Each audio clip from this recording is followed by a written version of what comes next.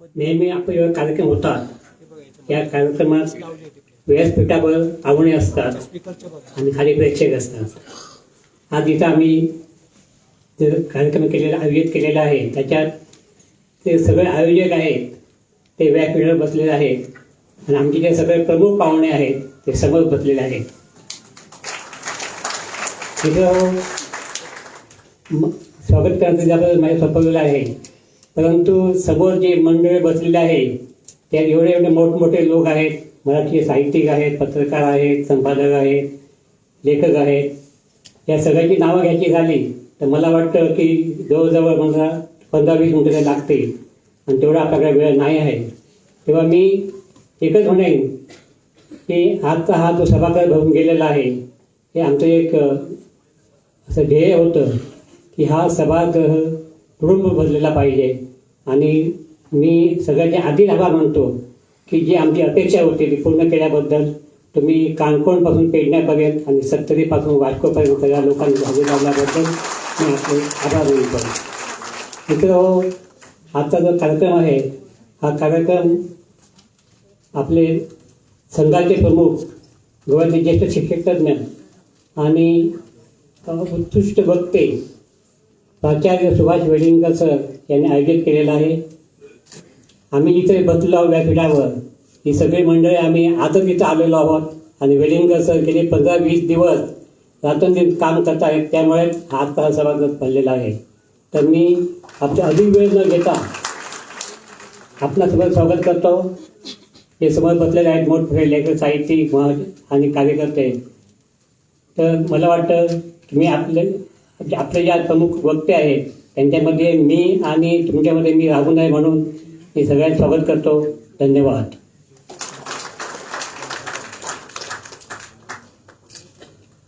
धन्यवाद श्री गुरुदास सावळजी। स्वागतानंतर सर्वात महत्वाचा आणि जो कार्यक्रमाचा गाभा सांगणारा जो विषय असतो ते म्हणजे प्रास्ताविक। आणि ते सांगण्यासाठी आमच्यामध्ये पितामह भीष्म म्हणणार नाही, कारण भीष्म चुकीच्या बाजूने लढले होते। गोव्यात अनेक द्रोणाचार्य आहेत पण ते चुकीच्या बाजूने असतात नेहमी। पण कणखर भूमिका घेणारे आपले मराठीसाठी, माय मराठीसाठी श्री गोपाळ रामचंद्र ढवळीकर सर यांना विनंती करतो की त्यांनी प्रास्ताविक मांडावे।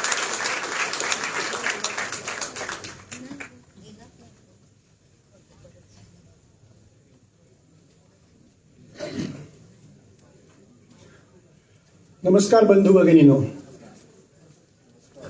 माझ्या दृष्टीनं आणि आपल्या सर्वांच्या दृष्टीनं आजचा दिवस हा आमच्या आयुष्यातला अत्यंत महत्वाचा दिवस आहे असं मी मानतो। का म्हणतो त्याचं उत्तर आपणच देत आहात। एवढ्या मोठ्या संख्येनं आज या निर्धार मेळाव्याला आपण उपस्थित राहिलात यावरूनच या दिवसाचं महत्व लक्षात येतं।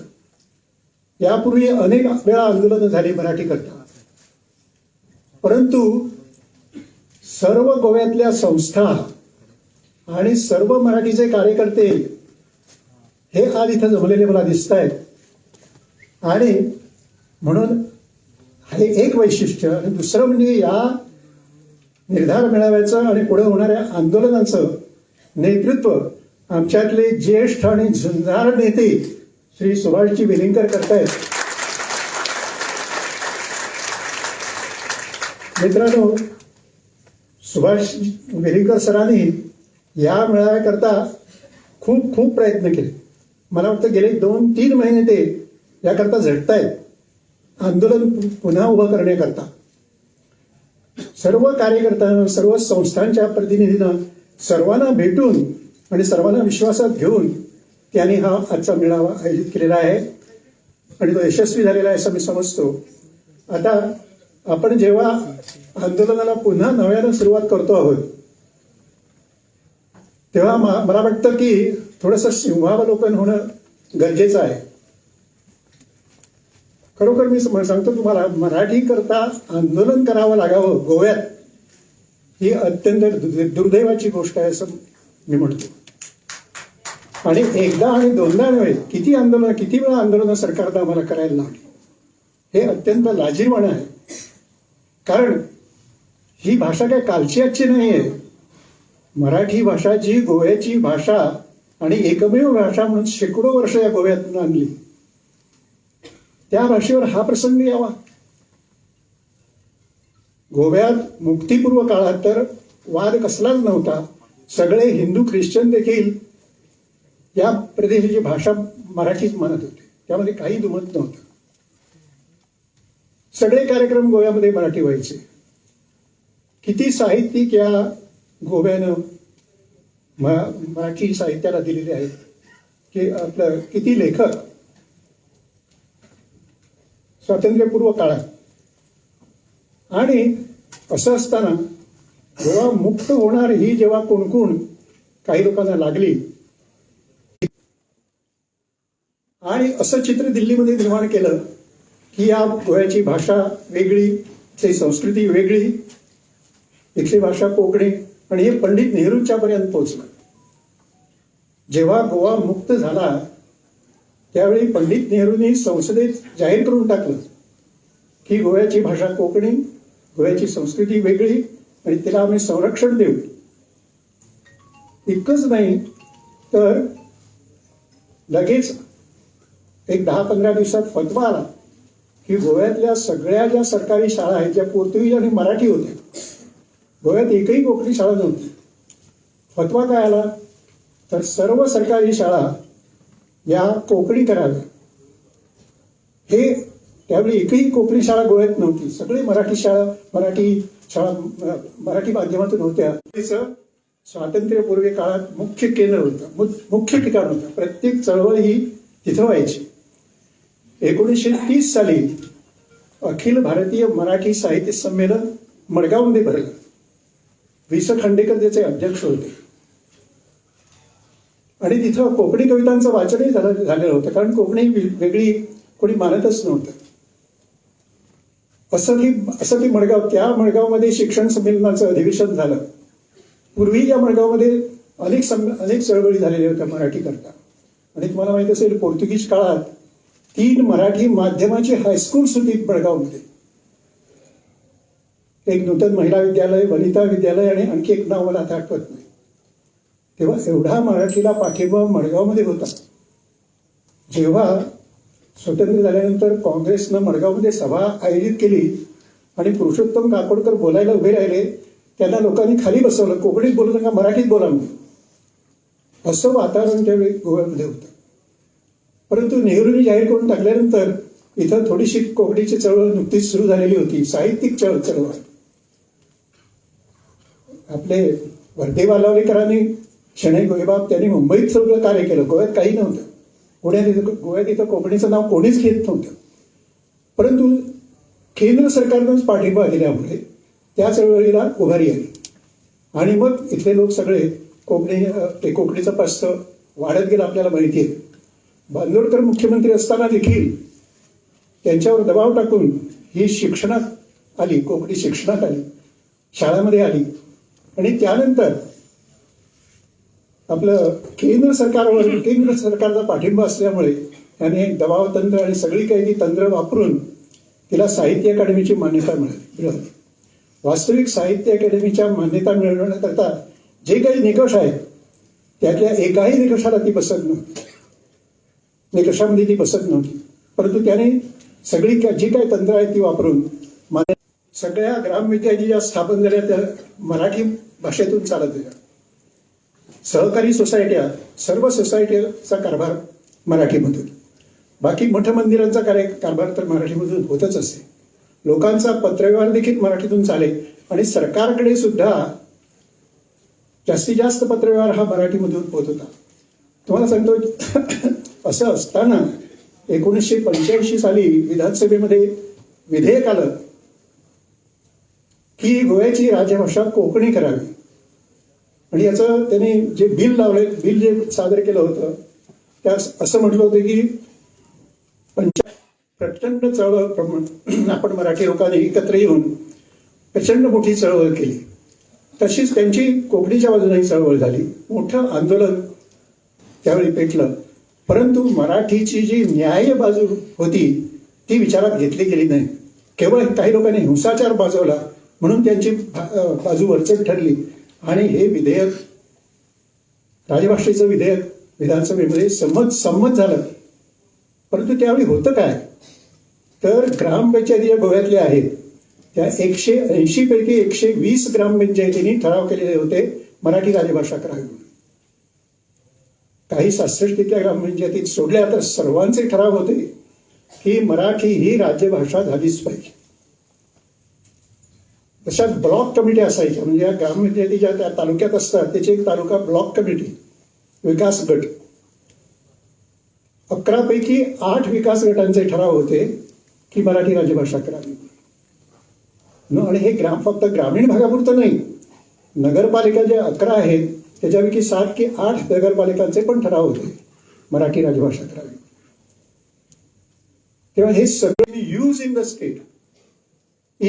द स्टेट, कोकणी त्यावेळी कुठंही इन यूज नव्हती. ऑफिशियल पर्पजेस फक्त बोलली जात असे, कुठंही इन यूज नव्हती. आणि मराठी जी सर्वत्र यूज मध्ये होती, वापरात होती, तिला राजभाषा केलं नाही. जी कुठंच वापरात नव्हती ती राजभाषा केली. सगळं केलं. पुढे 8 तारखेला हा 4 तारखेला कायदा झाला होता, 4 फेब्रुवारी 1987. आणि 8 फेब्रुवारीला संपूर्ण गोवा बंदची हा कोकणीला राजभाषा म्हटलेला आहे आणि मराठीला राजभाषा म्हटलेलं नाही. त्याच्या विरुद्ध पुन्हा आंदोलन झालं. याच सभागृहामध्ये शशिकलाताईंच्या अध्यक्षतेखाली अशीच सभा झालेली होती आणि पुन्हा त्यांच्या नेतृत्वाखाली चळवळ सुरू झाली. रथयात्रा गोवाभर काढली. त्यानंतर मग मराठी बचाव आंदोलन वेलिंगकर सर आणि शशिकलाताई यांनीच पुढाकार घेऊन, का तर त्यावेळेला इंग्रजी पहिल्यापासून लादली गेली होती. मेरी गोल्ड हे अत्यंत क्लिष्ट पुस्तक लावलं गेलं होतं. या विरुद्ध ती चळवळ होती, पण मराठीच्या रक्षणाकरताच होती. पुढे मग 2007-8 साली मी, रमेश नाईक, आम्ही मराप्रसाद पुन्हा हे केलं, आंदोलन सुरू केलं. असं मग 11 साली पुन्हा भाभा सुमनचं आंदोलन. ही विशेषतः मराठीच या प्रदेशाची मुख्य भाषा आहे, त्यामुळे मराठीच्या रक्षणाकरताच होतं असं म्हणायला हरकत. तर त्यानंतर मग 11 साली हे आंदोलन सुरू झालं. 14 साली आम्ही परत चळवळ सुरू केली, मराठी राजभाषा समिती स्थापन करून, आणि ती आजपर्यंत म्हणजे चालूच आहे. आम्ही आवाज उठवतच आहोत. आणि आम्ही पर्रीकरांच्याकडे अनेक वेळा गेलो, कारण पर्रीकर त्यावेळी मराठीची बाजू पूर्णपणे घेत होते. जेव्हा 2000 साली कोर्टानं मराठीचं स्थान नाकारलं आणि मोठी चळवळ उभी राहिली, त्यावेळी मे मध्ये म्हापशामध्ये बोडकेश्वराजवळ प्रचंड मोठं अधिवेशन झालं भाजपचं. तिथं ठराव घेतला गेला मराठी राजभाषा होईल म्हणून, करू आम्ही म्हणून.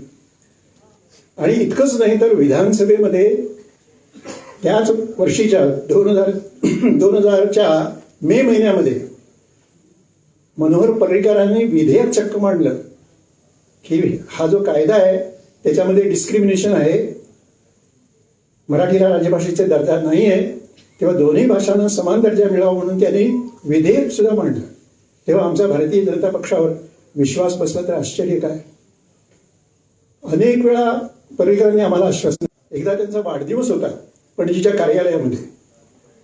पर्रीकर असे उभे होते आणि असा सगळा गोतावळा त्यांच्या सभोवती होता. मी दरवाजातून आत प्रवेश मात्र केला. ढवळीकर आहे माझ्या लक्षात, मी ते करणार. मी बोललो सुद्धा नाही, त्यांनी स्वतःहूनच घोषणा केली. तेव्हा असे एक मोठी चूक. अखंड तांडव त्या त्या चळवळीत आणि ते सामील होते. असं असताना त्यांनी मुख्यमंत्री पदावरून मात्र ती कारवाई केली नाही.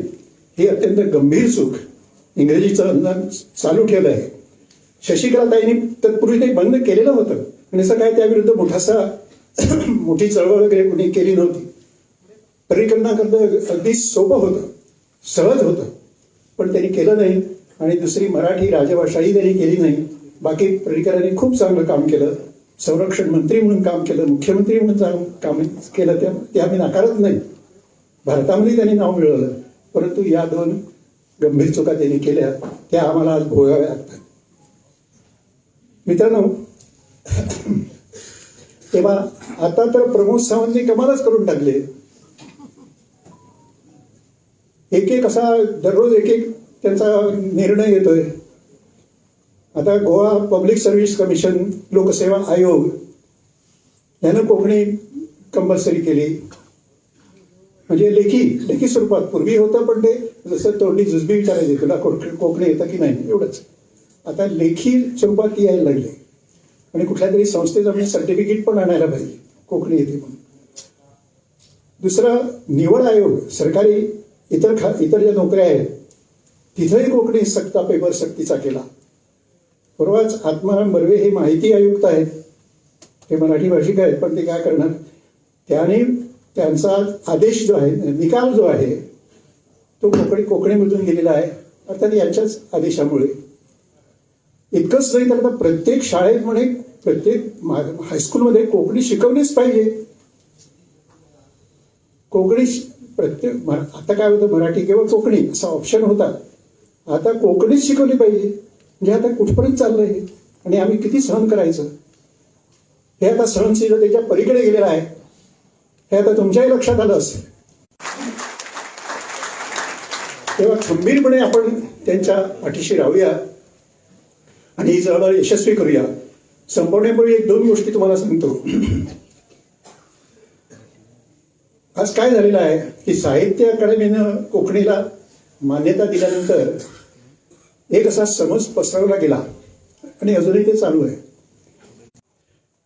तेव्हा भाषा काय, भाषा म्हणजे काय, नुसतं बोलणं म्हणजे भाषा झाली का? भाषा म्हणजे जे शिक्षण, आमचं शिक्षण मराठी आहे, आमचं लेखन मराठी आहे, आमचं वाचन मराठी आहे, तेव्हा आमची भाषा मराठी. आम्ही कोकणी बोलत असलो तरी आमची भाषा मराठी आहे. आणि